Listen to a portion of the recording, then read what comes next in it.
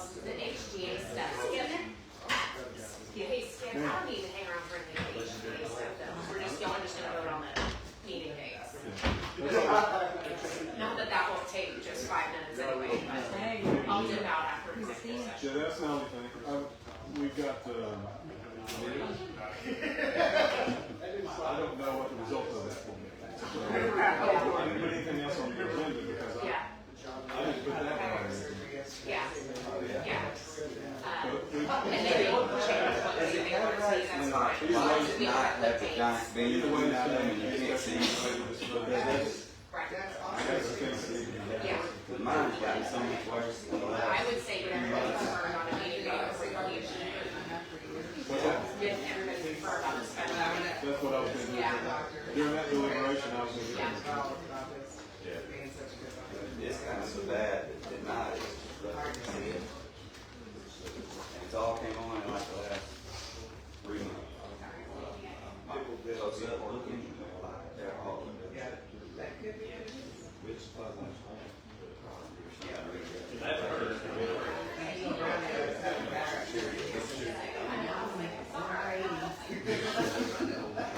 Oh, she's right.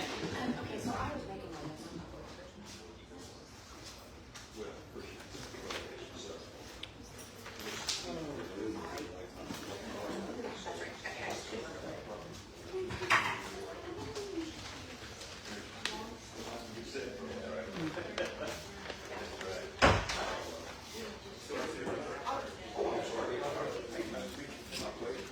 It'd be nice to take a list. Hey, how are you? Yes. Do not forget, absolutely. Hey.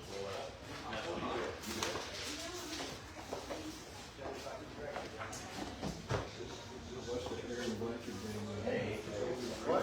What's that?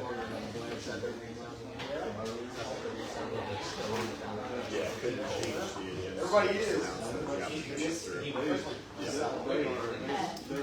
I heard see me step out. They have a post. Not really. They kind of like that. Yeah. Yeah, slate. Okay. Three-person trade. Well,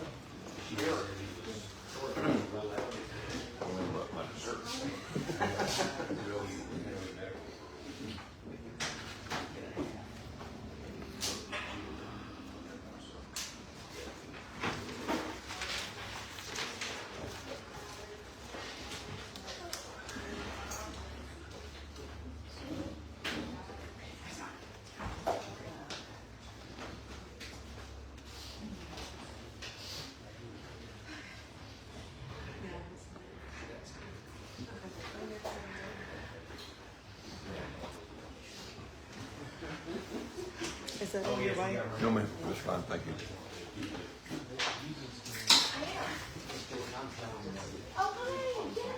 As long as it doesn't come between me and my dessert. It will not come between you and your dessert, I promise. We're gonna be just fine. All right, not a problem. Yeah, I know. Yeah, but at least that's fine. I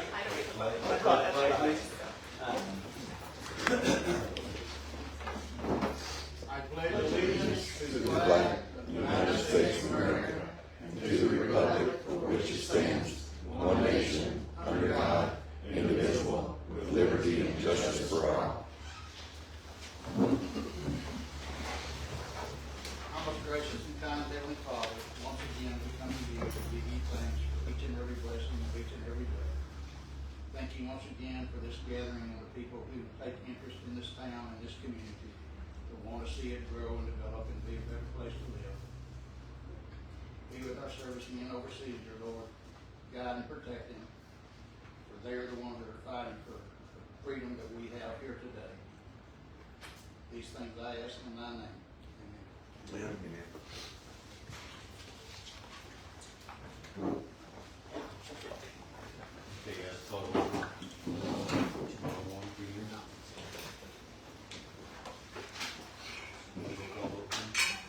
Howard Tiger. Here. Diane Jordan. Here. Bob Campbell. Here. Chad Sargent. Here. Brenda Walters. Here. Lawrence Johnson. Thank you guys for coming today. Welcome. everyone sign in? I'll just grab it. Okay.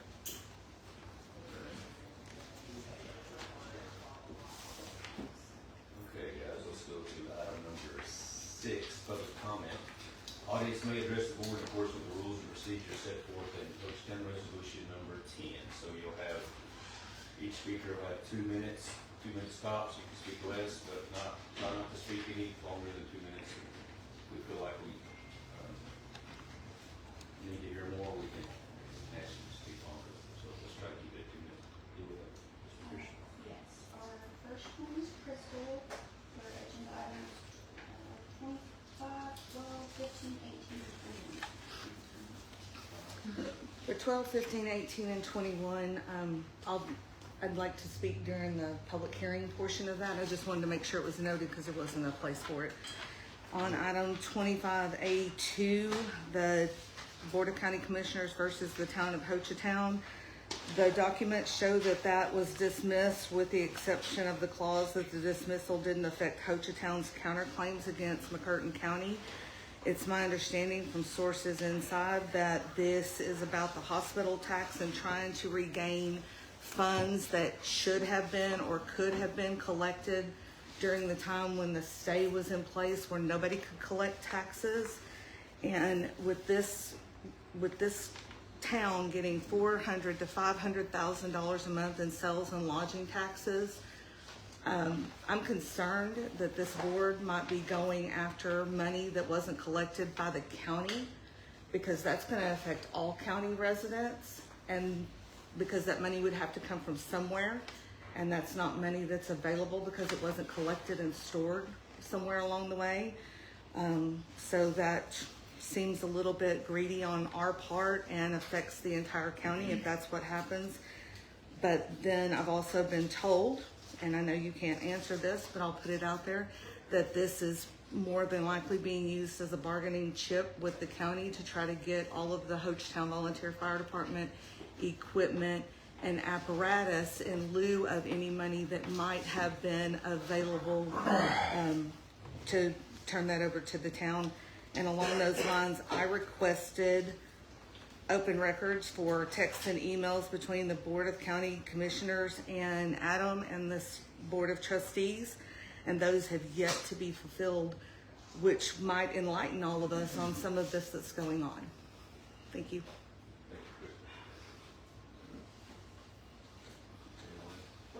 And then we have Rusty Vaughn for agenda items 15 through 20, but that may be for the public hearing. So this public comment it will be separate from the public hearing, so you want to hold to the. We'll hold until our issue's in front of the board. Okay. Thank you. Yep. No. Okay, guys, item number 7, consent docket. Items considered routine by the board of trustees will be enacted with one motion.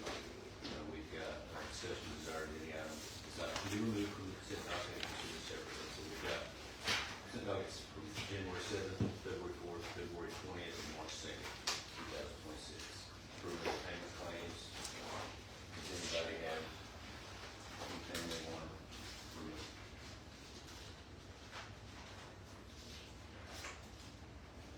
Chairman, I'd like to make a motion to approve the consent docket as presented to us.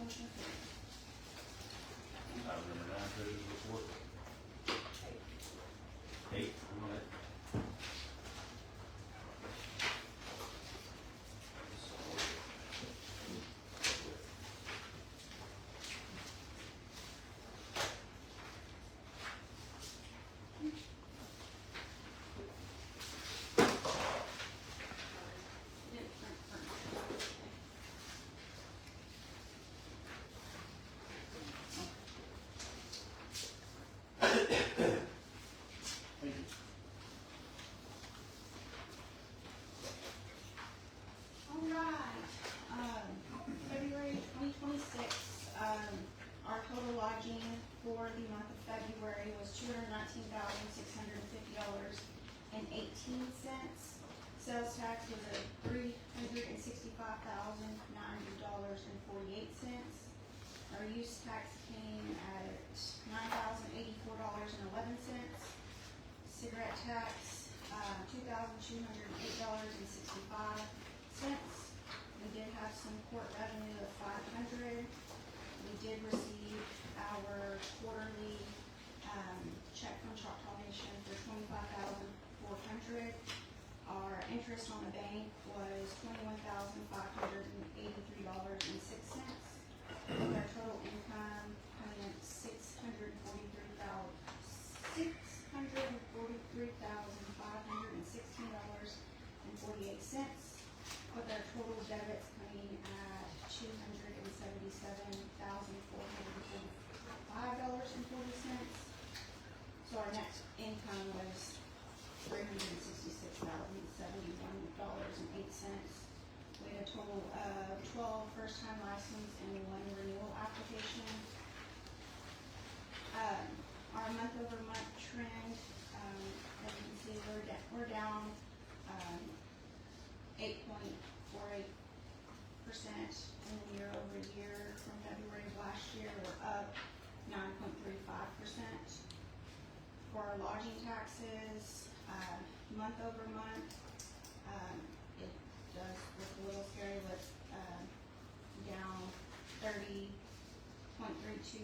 But remember, we had the ice storm. A lot of the county management people told people to stay home, so. You also had, last year, you had people paying like lump sums from being behind. Yeah, these are not really. But if you look at year over year, we're up 30%. So.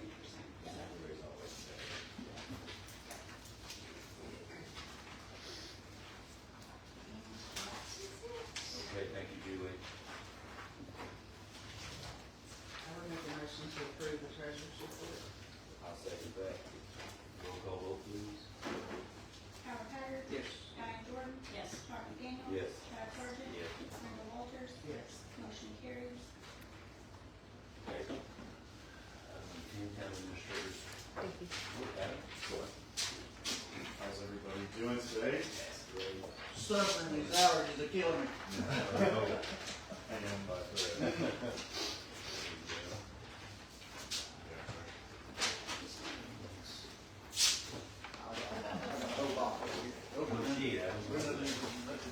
Well, you guys told me to speed it up, so we'll make this one pretty quick. So, Camp Ranch in Choctaw Hills, we do have some issues with the contractor that we're sorting out.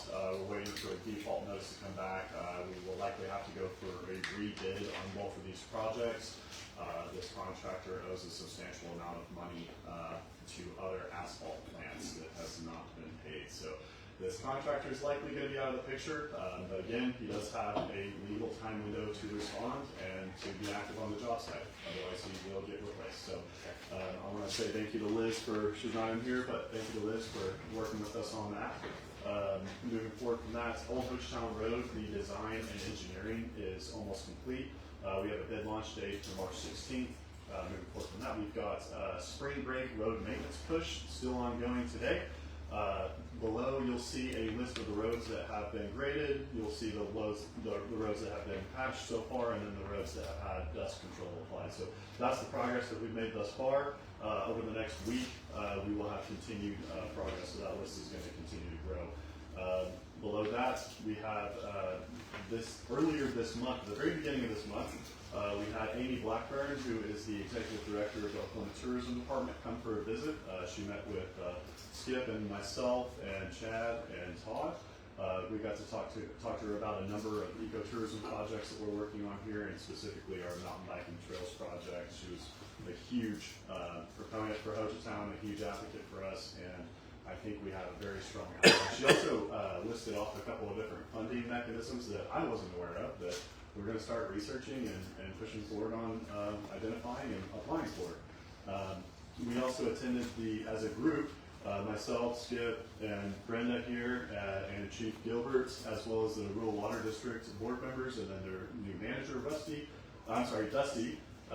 We all attended the ISO fire protection grading class in Midwest City. learned quite a bit, and we actually have a specialized meeting with our field representative from the ISO VeriRisk, who will be visiting us later next week. And so if you guys want to come to that with us for our planning meeting, feel free to just let me know, and then we'll get it arranged. Worked a lot over this past month on these commercial zoning regulations.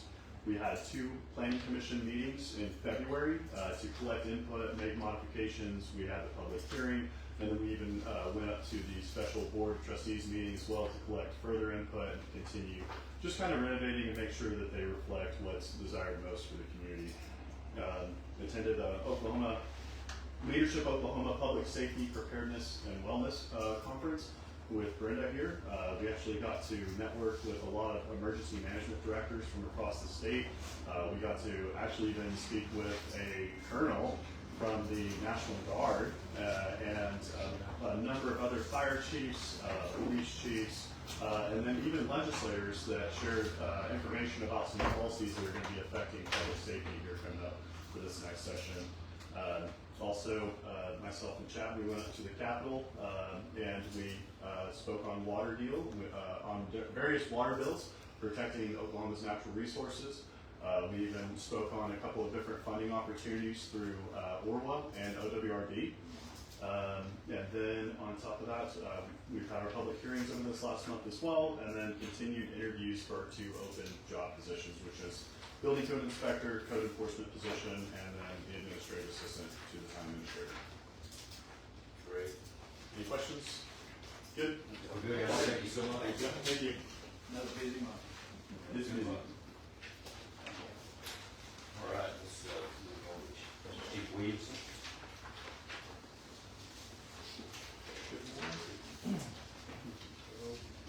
Everywhere is busy enough for the police department again, as you guys should be able to see from the reports that we have. We answered a total of 37 calls for service, 12 of those being investigated, and 3 of those being traffic enforcement, with only 1 citation being issued. The activity ranged anywhere from suspicious activity to fraud, caller investigations. We did have a public urination, roaming calls, several motor vehicle assist, and assist with fire and EMS.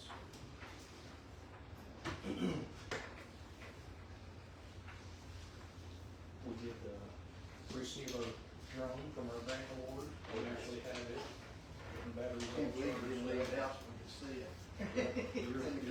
Right there beside you. So, working on getting our 107 paperwork sent off to the FAA to get licensed to operate it under the police department. Submitted a K-9 grant for $7,500. And we should, as long as funds are available, we'll receive that grant.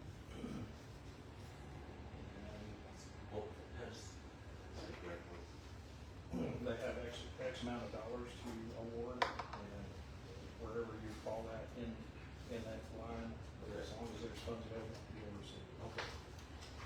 Hopefully we'll be receiving the $7,500 towards our plan. That being said, I received some information today that was disturbing that our K-9 vehicle out there probably not gonna fulfill their agreement. We're seeking bids from our other vendors that are on the state bid to get that on the company.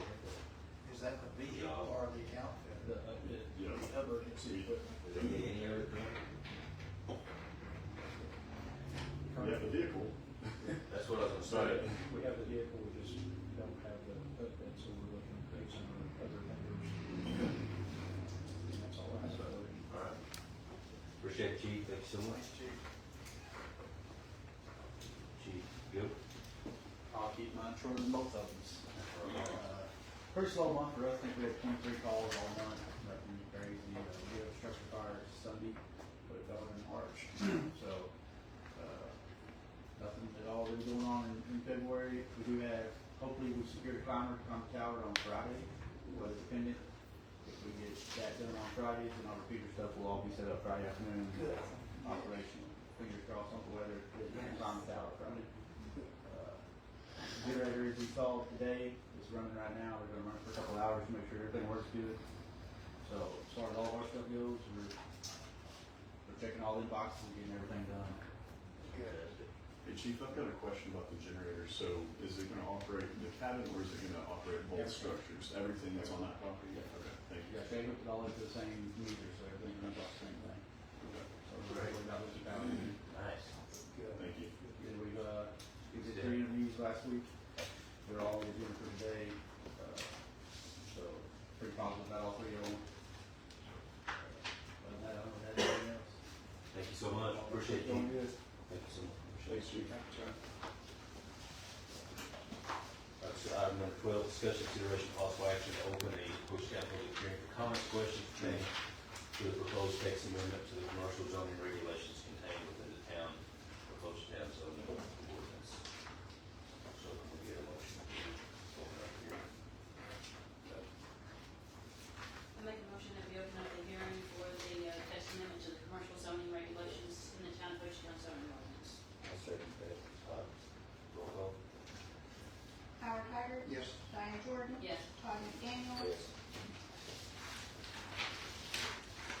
Chad Sargent. Yes. Brenda Walters. Yes. Motion carries at 1:17. Okay. So now we've got,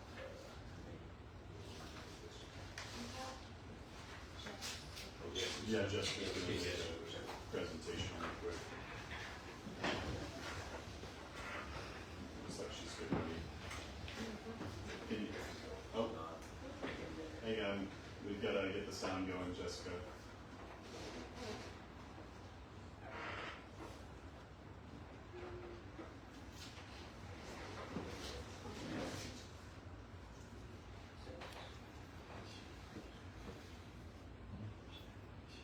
Hello.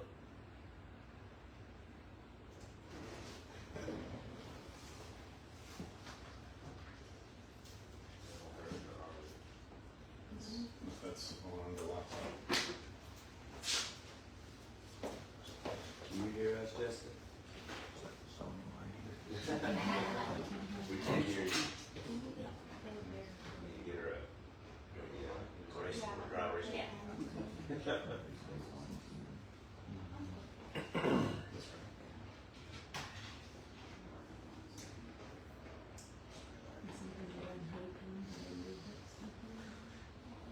That's the audio on the laptop.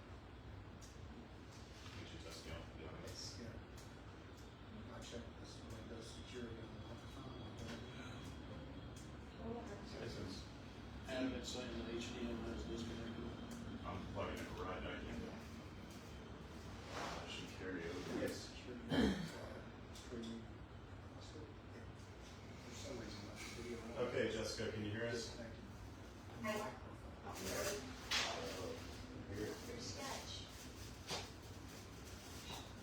Okay, are you ready? Oh, yeah. There we go. Okay. It's a little sparkly. Yeah. Welcome back. Yeah. Okay, do your thing. It's, It's you're not not trying right. to reset it again? No, I can try to no, just, reset it to I'll fix move the. over there if I can. Okay. Get that. Is that any better? Oh, yeah, that's way better. Yeah. Okay, perfect. I changed my microphone. Okay. Nice. Okay. It's to see everyone again. So I've got a presentation just to go through the revisions that were made following our last meeting. So I'm going to go ahead and share my screen. Can everybody see this? Yes. Yes, we Yes, can. okay. So this will be the same presentation I gave to the planning commission last week, just going over everything. And then there was one revision that the planning commission had added at their last meeting, so I'll go ahead and note that. Let's go ahead and get started. So just as a refresher, this image is just giving you some context of what we're talking about with the green space buffer yards in between residential and commercial. So our first one, and I'll go ahead and back up here, I noted the code sections that I'm going to be referencing up here if you wanted to follow along in your hard copies. Okay, so start with the green space buffers. Option 1, last time we discussed, and I got some feedback that these, option 1 and 2 need to be beefed up. So that is what I have done. So we have added evergreen shrubs, alternating on root centers in between trees for this option 1. And this is also in addition to the fence. So you've got that 25-foot landscape buffer, and I've also added a requirement that the fencing has to be on the interior side of the buffer. So that creates this, so if you're looking at this, the commercial building would be on the other side of the fence, and then B here would actually be what's abutting your residential property line. So the neighbors are going to see the landscaping instead of just looking at the fence. So I do think that helps. Let's see. And then option number 2 for the green space buffers. So this was increased to 40 feet. And then you've got planting space to provide I've added language for a continuous opaque visual barrier all year round. So I do hope that that addition of that language really helps with the concerns that, we may not have landscaping in the winter months. So that's why that was added. And then we had a continuous 6-foot tall evergreen shrubs spaced 5 feet on center. And so this was added to just ensure that we have that opaque visual barrier all year round. And if any, I added an option here, if any fencing is provided, that be, again, on the interior side of the buffer with a gate to allow for maintenance. If that gate is not there, it would be difficult to maintain the green space area. And, we don't want to create a situation where you have to trespass onto a neighboring property to be able to maintain that green space area. And so option number 3 was any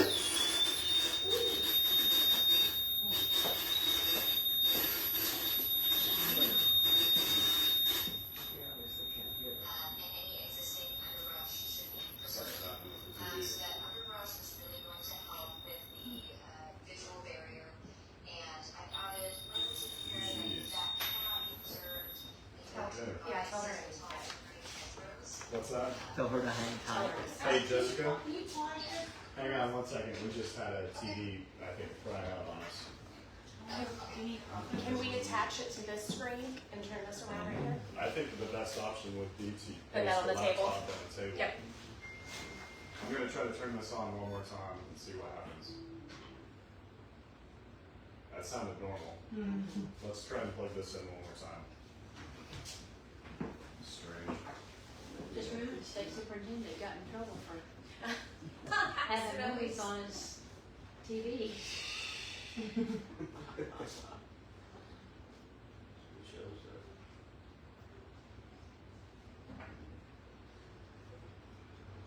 All right. Okay, Jessica, can you hear us? I can, yes. Can you hear me?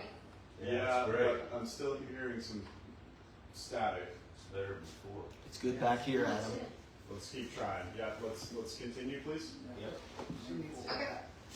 Can you go back 1 slide? Sure. It might do it again, guys. It's still making that static sound. Okay, let's go ahead and play it from here, please. Okay, perfect. Okay, so green space buffer option number 2 is that was increased to 40 feet. You have no fencing requirement, and plantings are spaced to provide a continuous opaque visual barrier all year round. A continuous 6-foot tall evergreen shrubs, in addition to a minimum 6 feet tall for evergreen trees, and those shrubs are placed on 5-foot centers. And then I add language in here that if fencing is provided, that will once again be on the interior side of the buffer with a gate. And then option number 3 for that green space buffer, that was increased to 50 feet and added language again for a continuous and all year round. And then I added that the existing underbrush shall be preserved, and that is really going to help with that opaque visual barrier goal. And then added requirements in here that if for some reason the underbrush cannot be preserved, then you have to provide evergreen hedgerows to be able to get that continuous opaque barrier.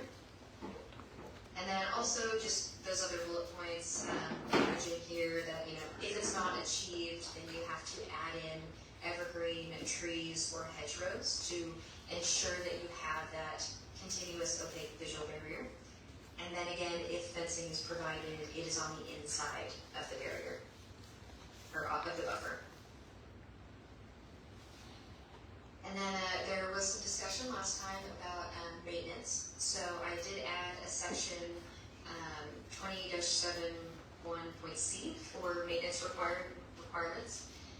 So all of the text that is on this screen, so just kind of a summary of that was added. So maintenance is at the responsibility of the property owner. We have specific language in here that, plants need to remain viable and vigorous. If anything becomes damaged or diseased, it shall be promptly replaced as soon as natural conditions permit. And then those need to be replaced with similar planting types. The similar language was added because, depending on the type of year and availability of plantings, you may not be able to get the same type of tree or shrub. And so that is to allow flexibility so that the intent of the code is still met while, keeping in mind that depending on the time of year, some things may not be available. And then also added in language here that, no shrubs can be thinned or altered or cut in a way that prevents them from achieving the 6-foot height requirement for a continuous opaque visual barrier. Okay, and then on to the outdoor lighting sections. I did add some language on here following our conversation last time we met.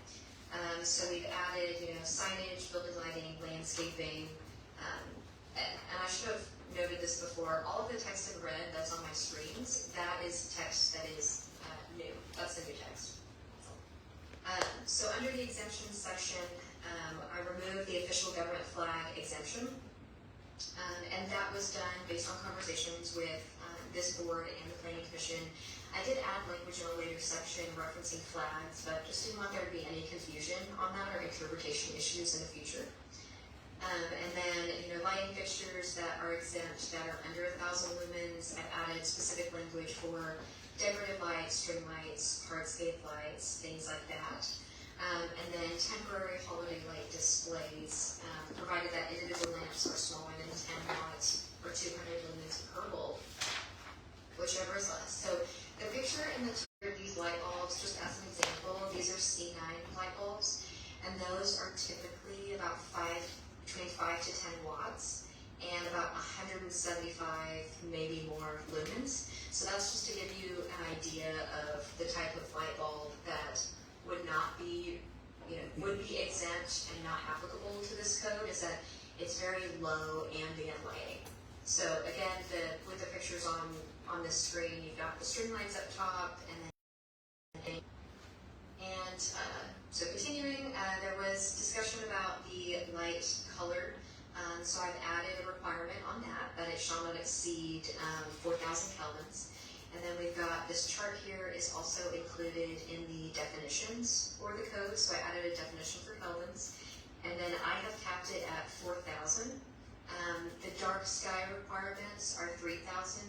And typically, in just the codes with cities that I've worked in, we see a range between 3,500 and 5,000. So I went about the middle of that to 4,000. So that is something that I would like feedback from you all on. If you think that is too high and you want to reduce it, we can do that as well. Also added language in here to prohibit strobing and flashing of lights from public right-of-ways and from your agricultural and residential zoning districts, because that can be a big nuisance. And then under the arrangement and shielding section, I did add language in here that lighting fixtures shall be located and oriented to avoid conflicts with landscaping. So the intent here was that we want to make sure that your landscape buffers are still maintained and that you don't have, depending on the topography or the layout of the site, we don't want any landscaping displaced because lighting is required. And then to help kind of explain the lumens and the foot candle requirement, I know I have learned a lot about foot candles in the last few weeks.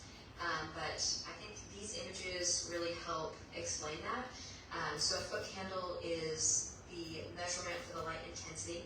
So 1 foot candle is enough light to saturate 1 square foot of surface area. So specifically with a 0.2 foot candle that I reference in the code, that is very low ambient light levels.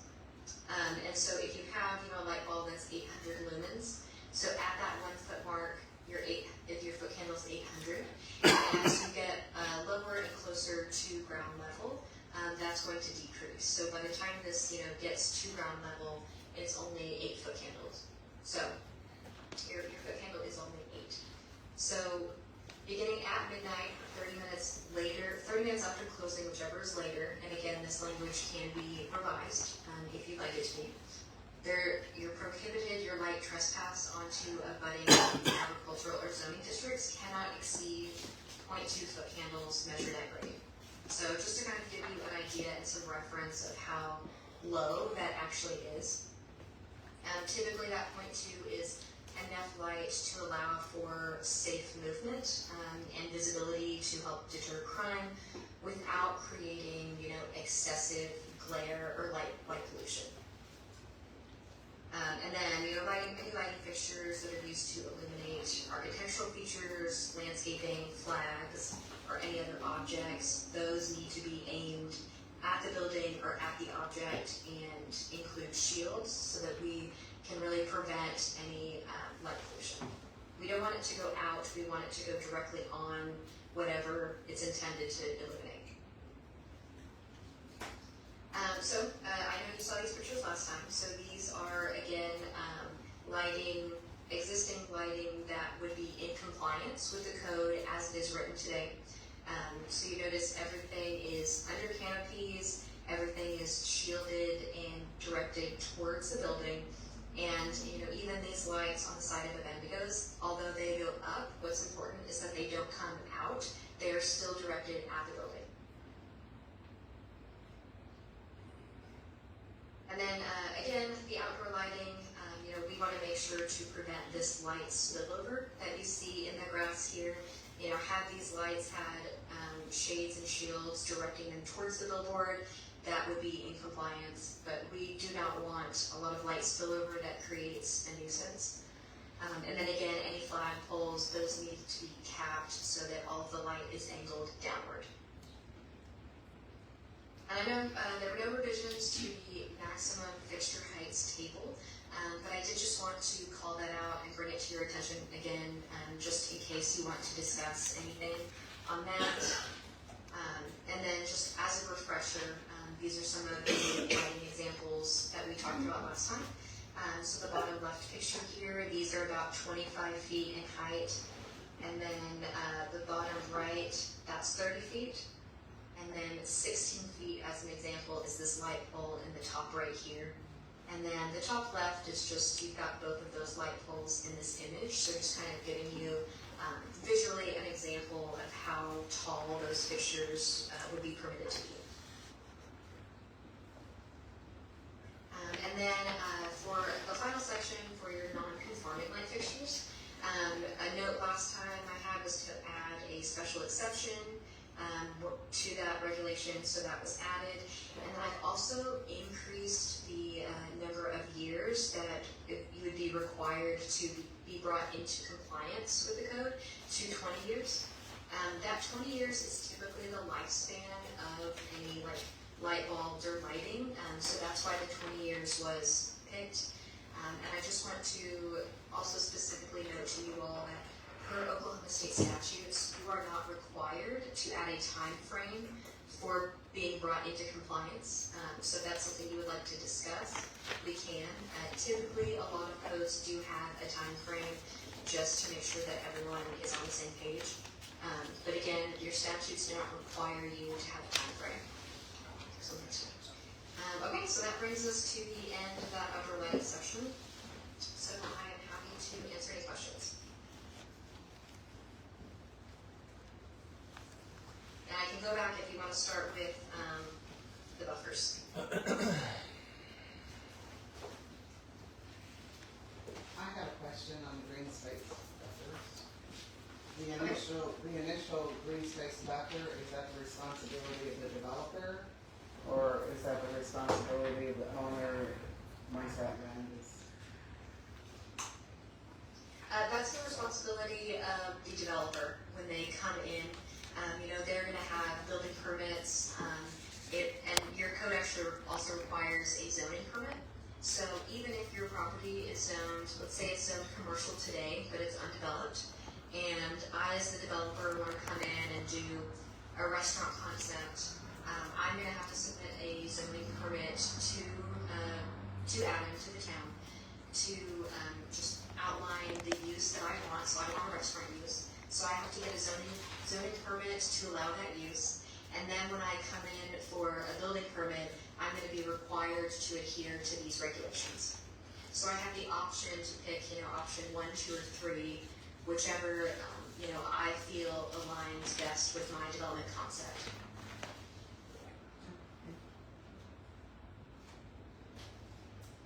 I had a But say question. that again on you said the 3 options are chosen by who? By the developer. So whichever they feel, and this is to provide flexibility, maybe you have a site that doesn't have enough room to do a 50-foot green space buffer, and this option 1, the 25-foot, fits best with your small site. So you choose this one and you have to build a fence, and then you have to also install trees for that. So you have options based on, what my concept is and what you feel is best for the site. So option 1, 2, or 3. So you just have to meet one of these to be able to provide that green space buffer. Who makes that call, or I guess decides on if these green space buffers are meet the requirements? Is it going to be a code enforcement, or who does that? Who makes that decision that says, okay, this is good enough? Yeah, so that's a great question. Whenever you come in with your building permit, so you'll have your plans. So this buffer should be shown on the plans, and then with the code that I'm also working on, the larger commercial code, that's going to also require the landscape plan with your building permit application.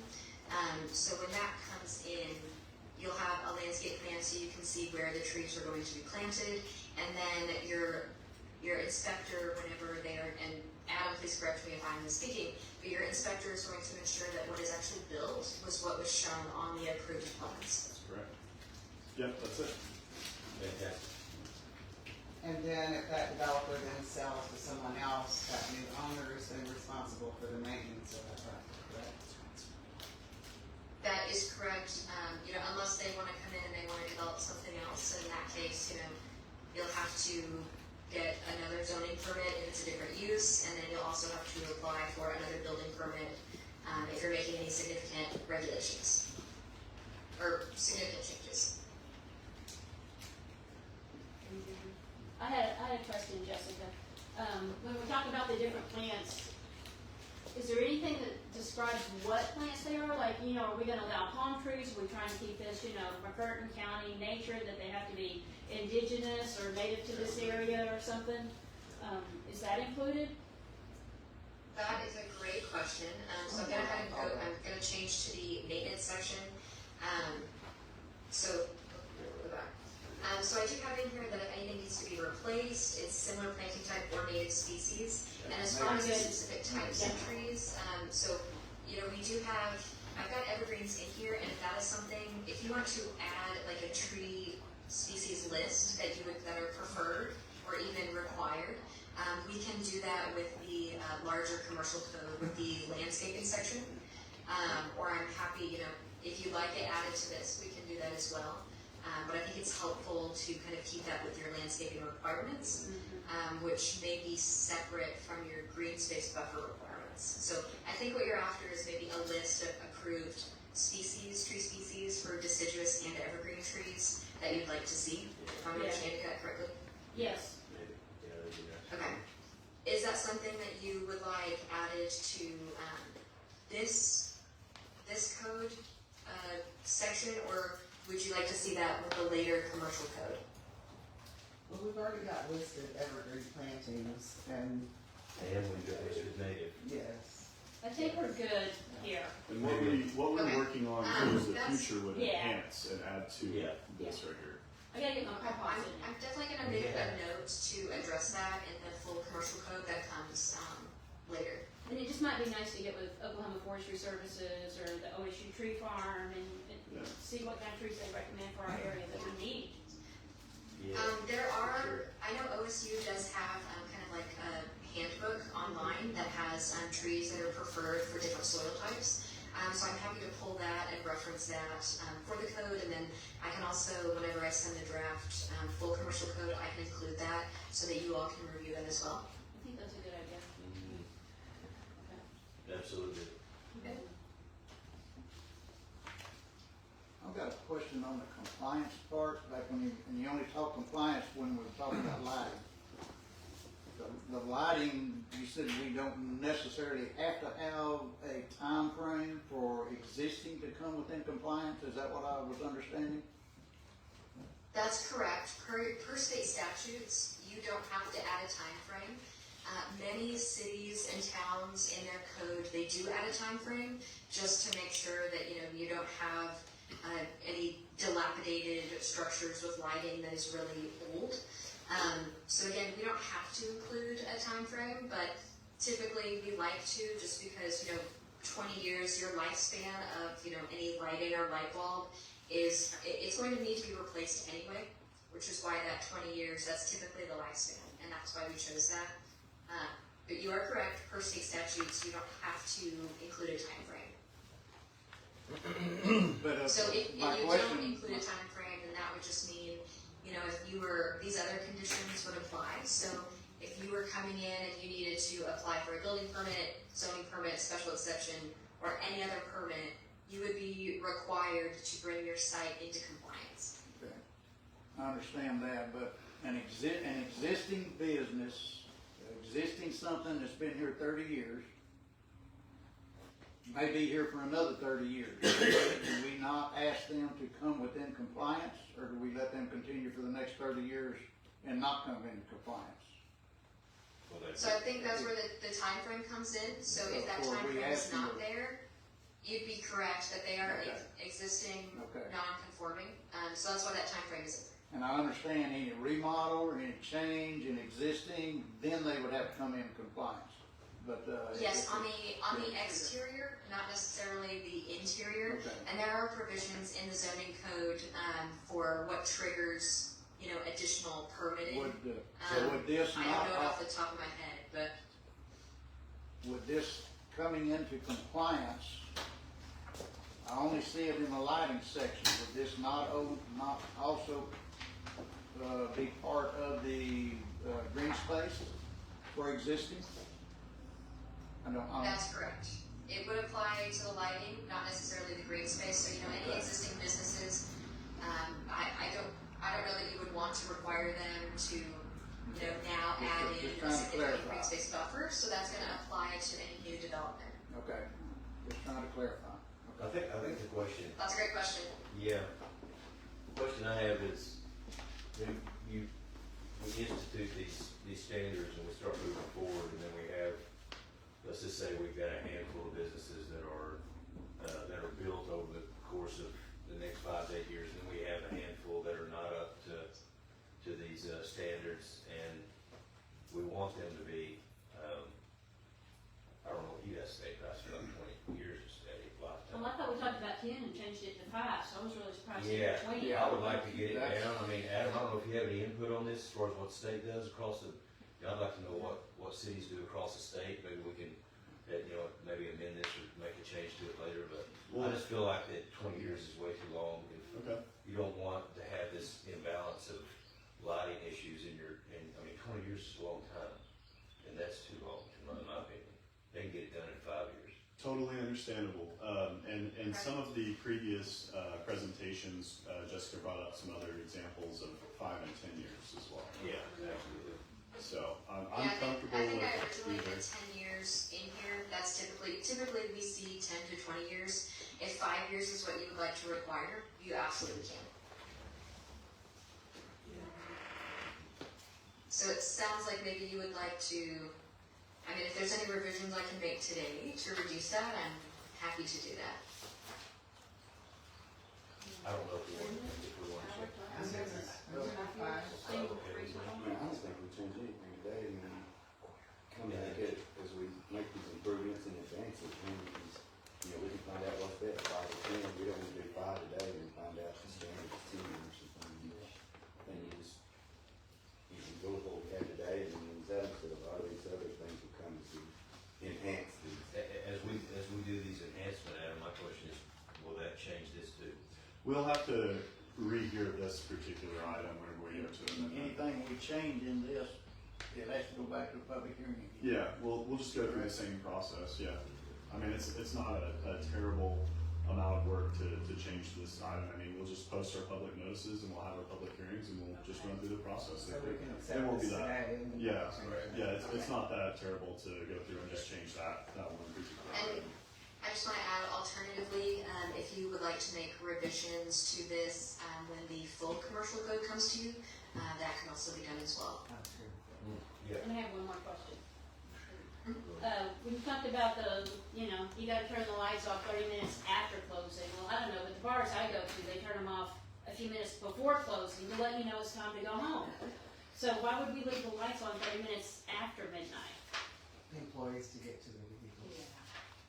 Cause I got. Yeah, it just, Okay, And that's really, the external lighting, yeah. That's- okay, I'm good with that then. I was just Increased like, safety. it's yeah. like Why would us, it be after? we leave our lights on our business for advertising purposes, so when people do drive by, they're coming in late, they see our building and it's lit up and we do it intentionally, but we usually shut it off around 12.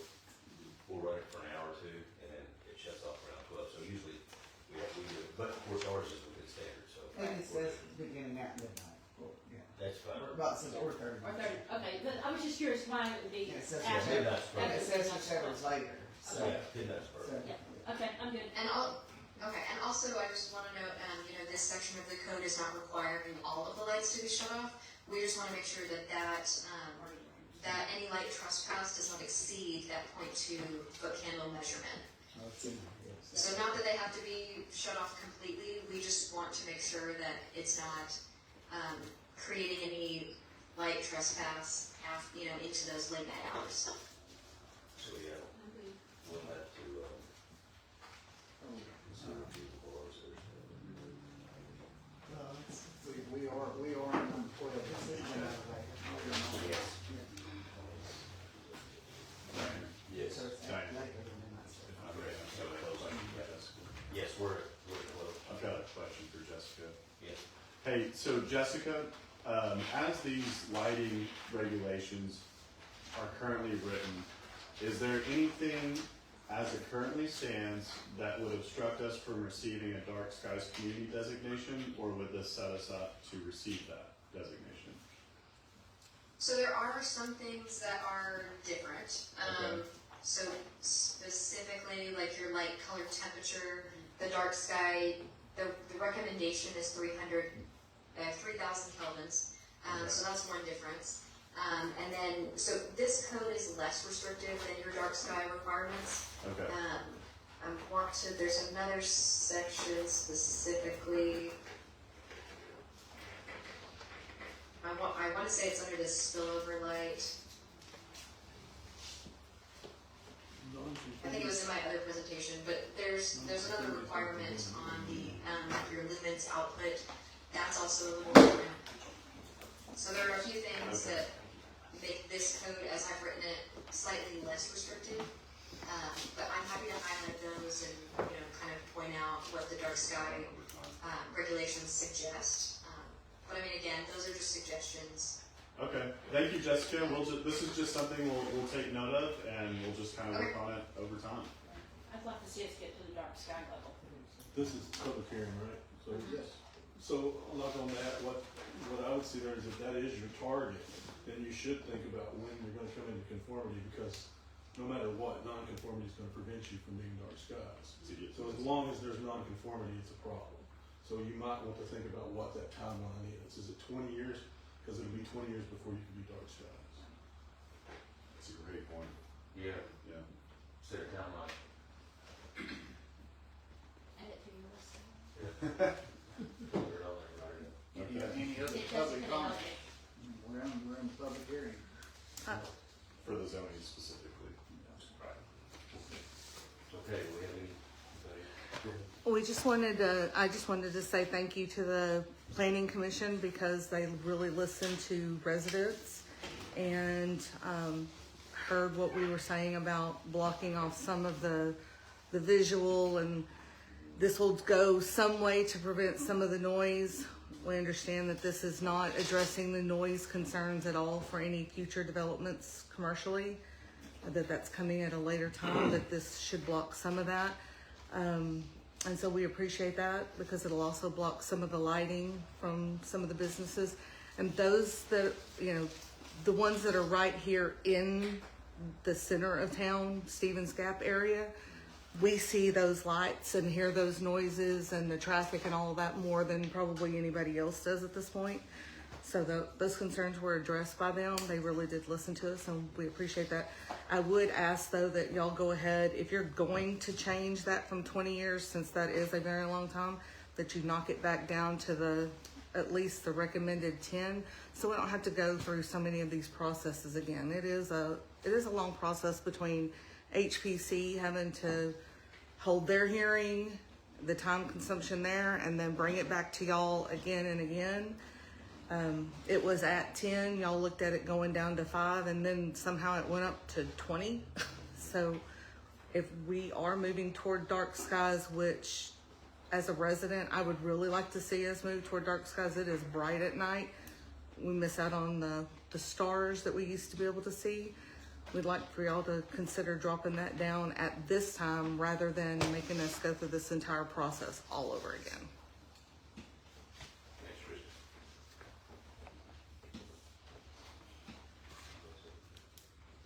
Nothing from me, no. I'm not a resident.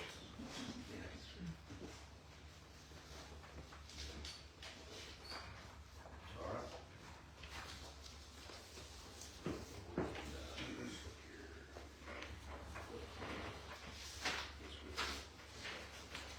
Okay, so make sure I got the few things. It sounds like maybe you would like to reduce the compliance requirement back down to 10 years. And would you like for me to redline the code to be in line with the dark sky requirements and not as less restrictive as is? We can have continued conversations about this at future planning commission meetings, Okay. unless you guys feel the need to address all of that right now at this point. Yeah, Okay, I think we're good. Thank you, Bill. yeah, we're good. thank you.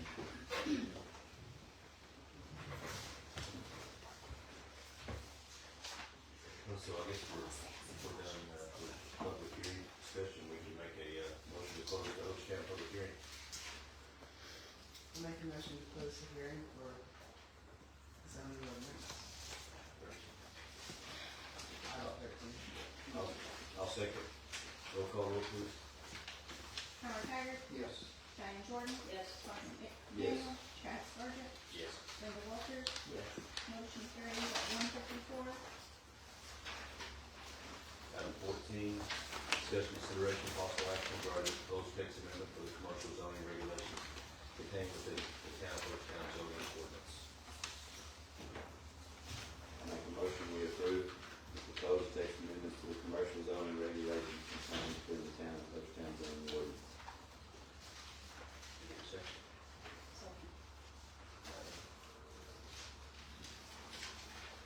Roll call, roll please. Howard Haggard, Yes. Diane Jordan, Yes. Todd McDaniel, Yes. Chad Sargent, Yes. Brenda Walters, Yes. motion carries.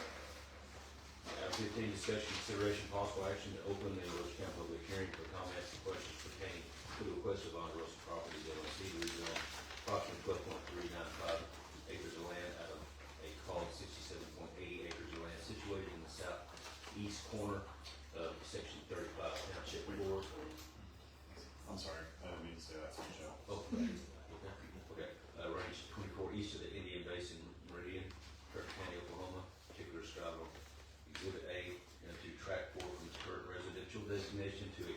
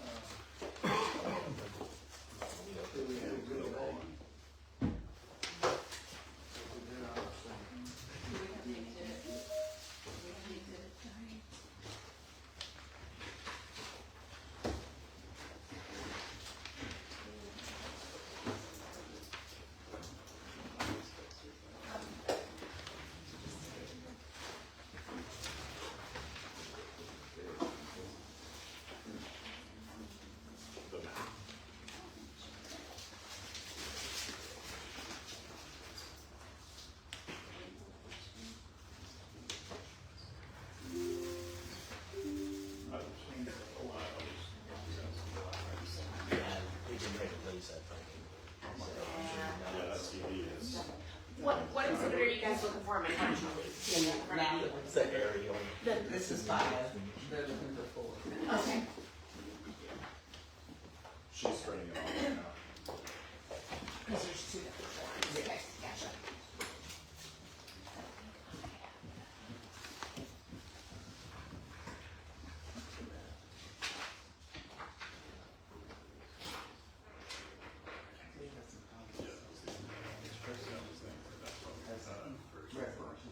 Yeah. Yes, sir.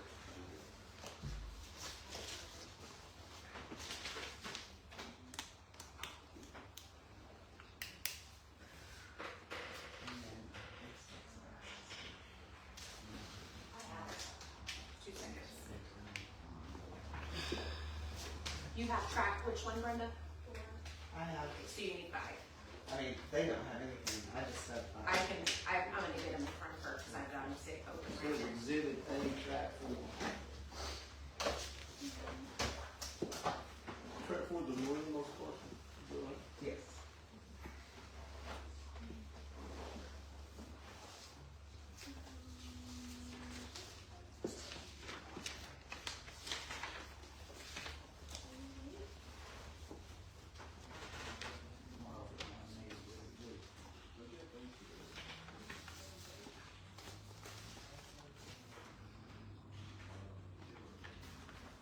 I'm gonna send her both and have her print multiple copies of both of them for you guys.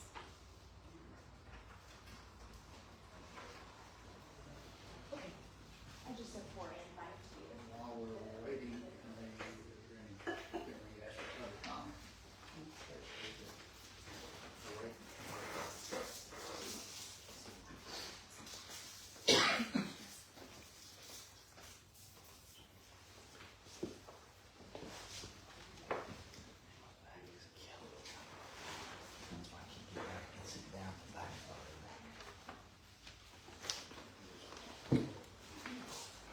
Did they come through?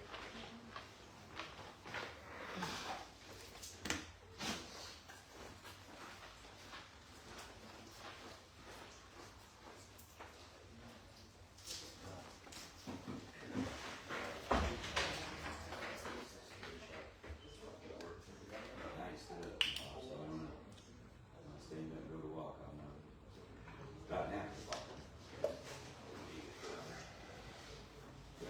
She acted like it was immediate.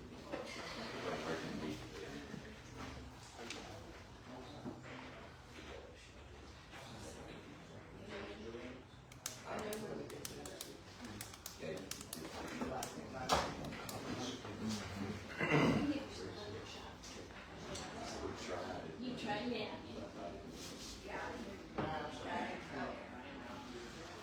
Are we in the public hearing part right now? Well, we're waiting. Yeah, as soon as they get this copy, Well, I mean, all I want to do, it's not effective.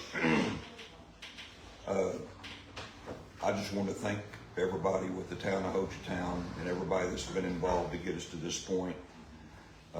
It's a lot of work, and I know there's been a lot of time and effort and consideration and thought put into this. And as a property owner, a proud property owner in Hochatown, excited about the future of Hochatown, I just thank y'all for each of you for what you're doing. Having served on councils before myself in zoning and planning commissions, sometimes it can be a thankless job. So thank you for what you're doing. You're making it a better place, and I'm excited about the future of Hochatown. So thank you for that. Pardon my voice.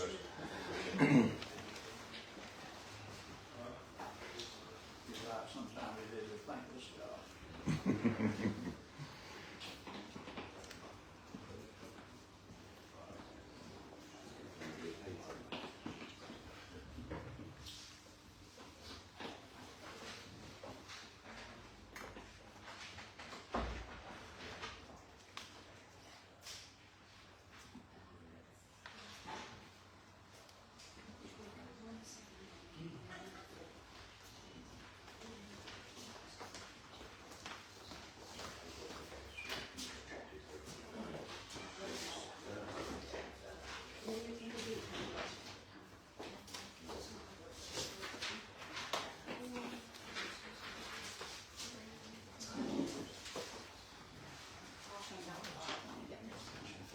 that time.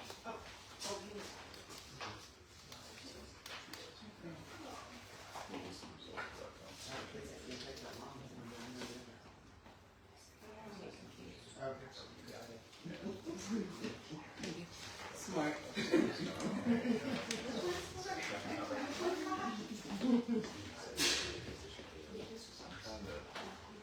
Hand it off. Well, You know what I mean?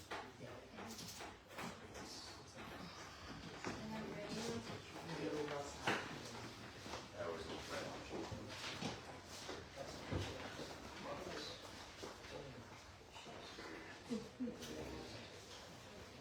yes, exactly. I know we're ready. Yes, are we waiting now?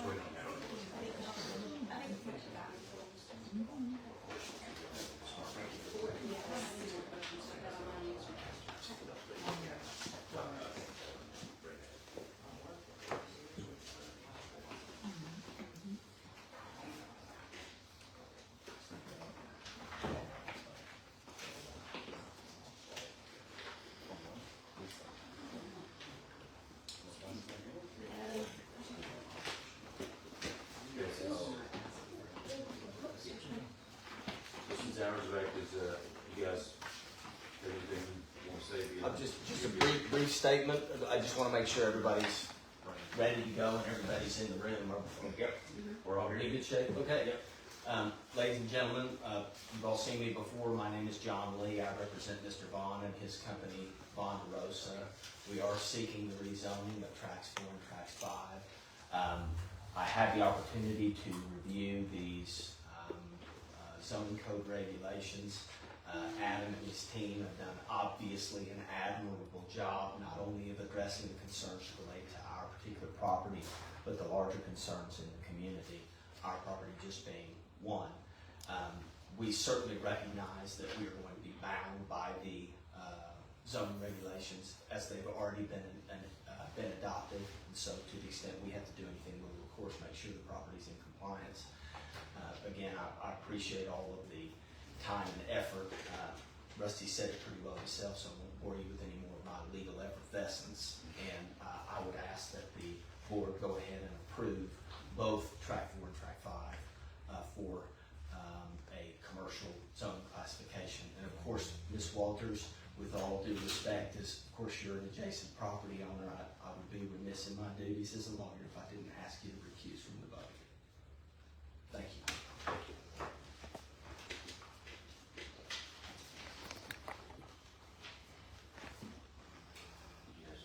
I do have some comments. As a resident, not as a trustee, as an interested party as a resident. My purpose this entire time has been to try to guarantee some protection for our residents in our community. And in particular, of course, my property, but I want to remind everyone that there are 6 homes, residences within these 2 parcels.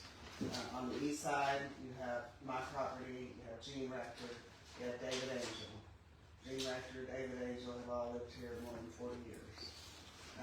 On the south end, which would be part 5, Act 5, it does just affect both me and Gene Rector. On the north side, you have Susan Fisher. The Fisher family has been here again for more than 40 years. And then on the west side, we have Lewis Ferguson, who owns what originally was the Rooster Cogburn property, the Fighting Roosters. And then next to that, he also has a double-wide mobile home. You have the RV park that is there and has been there forever. I believe it's currently zoned residential. And then adjacent to that RV park, you have the home of Donna and Danny Perry. So we have several residences who surround this property. And my question is, will this green space buffer apply to all of those residential areas, including that RV park? That RV park is a monthly leased RV park, which has been pretty full for a number of years. They very seldom even have a nightly rental. I don't know that they offer a nightly rental. They'll offer a new monthly rental.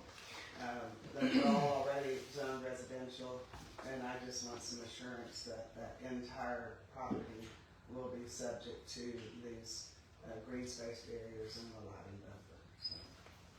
Any side of the proposed property to be rezoned that abuts to a residentially zoned area will be required to abide by these recently passed regulations. And again, from our perspective, we acknowledge and recognize that we, like everybody else, are required to comply with the zoning regs as they exist. They apply universally. They can't be applied arbitrarily. And so we appreciate the fact that the board and Adam and his team have gone to the trouble and the effort to create a system that is universally applicable to this process. We certainly recognize our obligation. Thank you very much.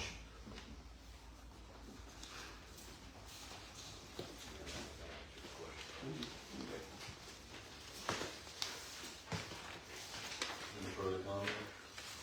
Chad, Yes, ma'am. this still hasn't really addressed the additional traffic that would be coming out onto Stevens Gap Road. There had been many concerns brought up about, can this be accessed and take it to 259? There had been some conversation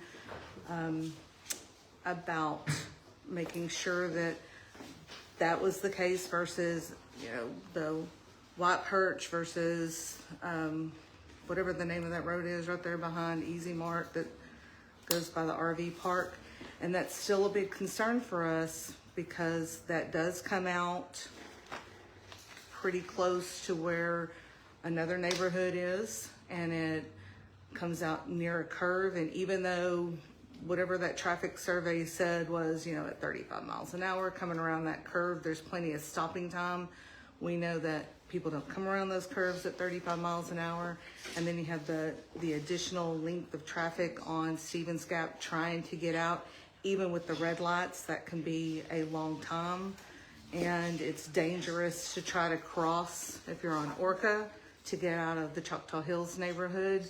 So this still didn't address the use of White Perch and the additional traffic that's going to come out on Stevens Gap Road, So which also brings a lot of additional noise with that traffic that affects not just the neighbors that are directly abutted up against this commercial property, but the neighborhood of Choctaw Hills and those residents. So unfortunately, after a legal assessment, the town has no administrative authority to delegate access to White Perch Lane since it is a private road and there's a private easement held on White Perch Lane. Is my understanding correct that would fall also under the building permits and what the use of that road would be? Because our current commercial road standards, that road does not meet those standards. You would have to assess it at the time, and then you have an easement that was provided to 259, yeah. But we cannot inadvertently just deny access to White Perch Lane, unfortunately. I'm sorry, but there's nothing we can do on that element. I think what Brenda said was, and maybe Liz can elaborate on that. At the time of the building permit, we would have to make an assessment of adequate access to the site depending on what the development is. That's the answer to that. Okay. And I think Mr. Lee has something to add Well, to that. I had briefly talked to Ms. George about this. It seems to me that I appreciate her concerns, but those are issues to be addressed at the time a particular use is applied for, a particular zoning permit that you guys discussed earlier. Is it a restaurant? Is it a Walmart? Those are things to be addressed at that time, and what we're dealing with here is the base permitting, the zoning. So, Correct. Thank you.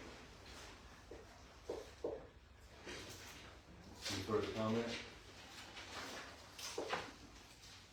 Okay, we can get a motion to close the Hochtown public hearing.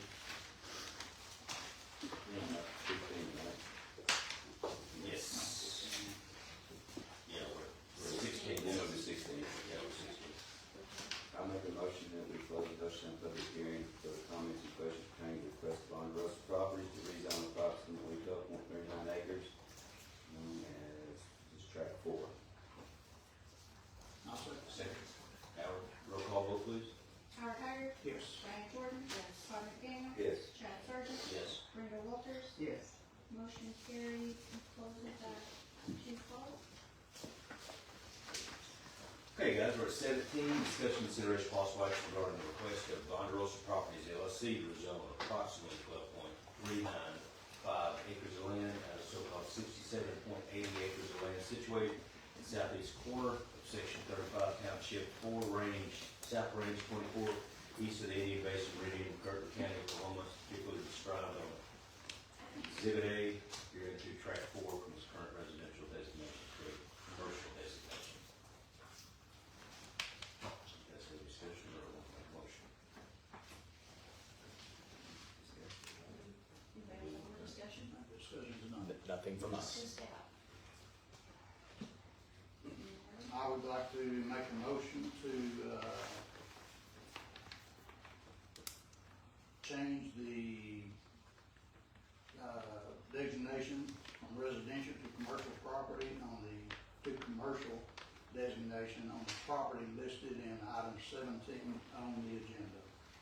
And I would just add to that, Howard, to make clear, subject to the amended, subject to the amended commercial zoning regulations adopted today. Would you agree with that? Yes. Do I have to say that? So adopted. Yeah, what she said. Okay,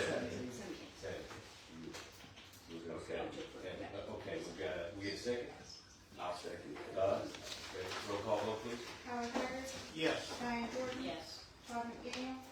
Yes. Chad Sargent. Yes. Brenda Walters. Because of my adjoining property and because our own legal attorney did request me to recuse, I will recuse myself, sir, and abstain. Thank you in any event, ma'am. Yeah. Reluctantly, but Thank you. Motion carries. Okay, 18, discussion, consideration, possible action to open the host public hearing for comments and questions pertaining to the request of Ponderosa Properties to rezone approximately 8.522 acres of land out of so-called 67.80 acres of land situated in the southeast corner, section 35, township 4, south range 24, east of the Indian Basin, Meridian, Kirkland County, Oklahoma, as more particularly described on Exhibit B. Hereon to track 5 from its current residential designation to a commercial designation. Is there a motion at this time? Am I missing something here, or is there a B, exhibit B? No, I was gonna hand it out after we get the Oh, roll okay. call. Oh. Excuse me. make a motion to open the public hearing. Make a motion, open the public hearing. Okay. We got 3 of them. Okay, I'll second. Roll call vote, please. Howard Haggard. Yes. Diane Jordan. Yes. Todd McDaniel. Yes. Chad Sargent. Yes. Brenda Walters. Yes. Motion carries at 2:16. I just did my Sorry. She knows this well. She jumped on me all the time. Work with this book. Hmm.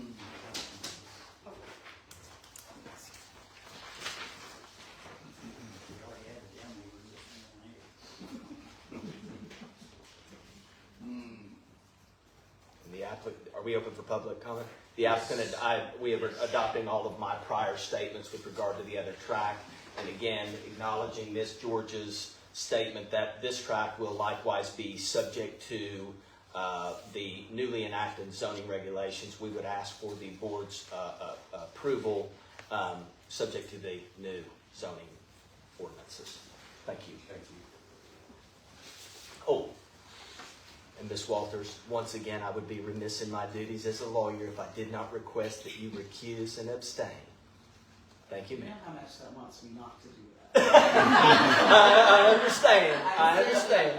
Learn my personality. I understand. Yes, ma'am, but I must make the request. He's trying not to have malpractice. And not to play favorites, I would like to thank each of you for your time and efforts on 5, just like you did on 4. I don't want to play favorites between my two tracks. So thank you kindly for all your efforts. And again, I'd be remiss if I didn't say that I am really excited about the future of Ho Chi Town. I'm tickled to death to having invested in this community prior to the reestablishment of Ho Chi Town. And it's exciting times right now to see where we go. And when I say we, as an investor and someone committed in the area, I mean that as a we.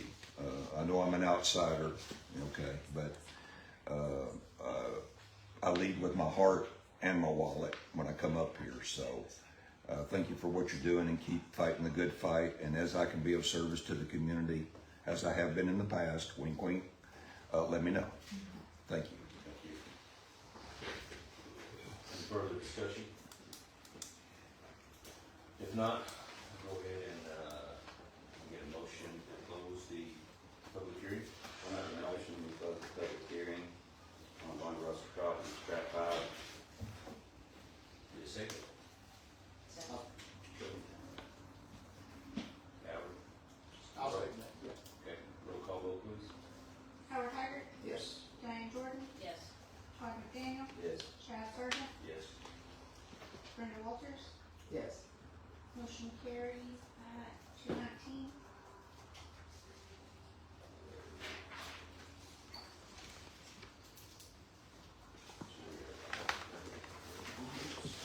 Okay, item 20, discussion, consideration, possible action regarding the request of Von Rosa Properties LLC to rezone approximately 8.5 acres of land out of so-called 67.80 acres of land situated in the southeast quarter, section 35, township 4, range 24, east of the Indian Basin Meridian, Curtin County, Oklahoma, as particularly described on Exhibit B, here to track 5 from its current residential designation to commercial designation.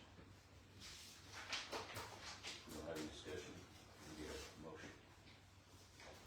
I make a motion to approve the request of Ponderosa Properties to rezone approximately 8.522 acres of land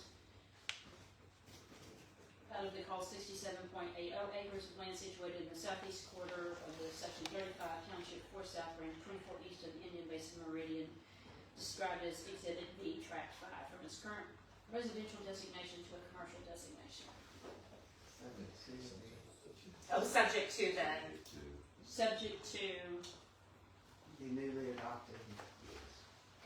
Newly adopted. Whatever she said. Text amendment. Zoning regulations. subject to the newly adopted text zoning regulation. Is that okay with? that'll work. Julie and I cleaned it up. And I'll second. Second, Todd. All right. Gonna move on. Roll call. Okay, let's see. Roll call. Yeah, roll call, sorry. Howard Haggard, Yes. Diane Jordan, Yes. Todd McDaniel, Yes. Chad Sargent, Yes. Brenda Walters. Once again, on the advice of our attorney, I shall remove myself and abstain from voting. Motion carries.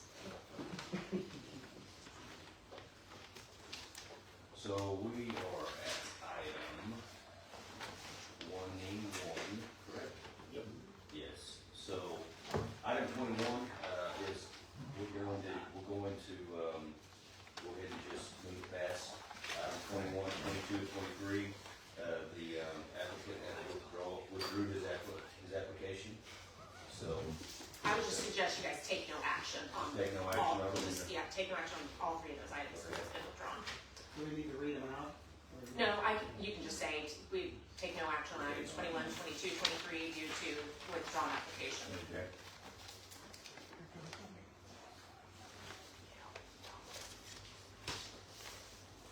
So we're taking no action, 21, 22, 23. Okay. Moving on. So, I think we're gonna go ahead and do the, let's go ahead and do the executive session and go to 25, we'll come back to 24 and after executive. Yes, sir. So discussion, consideration, possible action to convene into executive session. Pursuant to Title 25 Oklahoma Statute 307, to discuss confidential communications between the town and town attorney concerning the pending investigation, claim, or action. This town will be advised the town attorneys and determine that disclosure will superimpose the ability of the town to process The claim will conduct a pending investigation, litigation proceeding in the public interest in compliance with its duty of confidentiality, potential open records act litigation. Item 1, Town of Oaktown versus Johnson case CJ 2026-12. Item 2, Board of County Commissioners versus Town of Oaktown CJ 2023-74. Item B, we'll do pursuant to Title 25 of Oklahoma Statute 307 for the purpose of discussing the purchase of appraisal of real property. Town of Oaktown. Item C, pursuant to Title 25 of Oklahoma Statute 307, discussing employment, hiring, employment, promotion, discipline, resignation of Lindsey Gammon, Justin Cherry, Peyton Taylor, Joshua White, Alexander Winley, Chris Bearden, Aaron Marsh, Zeb Sims, and Adam Boston. Make a motion to enter into closed session. I'll second. Roll call vote. Howard Haggard. Yes. Diane Jordan. Yes. Todd McDaniel. Yes. Travis Sargent. Yes. Brenda Walters. Yes. Motion carries at 2:23.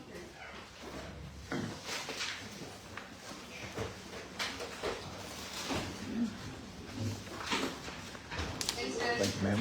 See you. Yes, drive safe, absolutely. Thank you, ma'am, I appreciate it. I want you to say hi to this. Okay, yeah, of course, thank you. Let us know when Okay. My water. You go out there and take pictures of them. Get with your dad and have him make it to you, and I'll get that.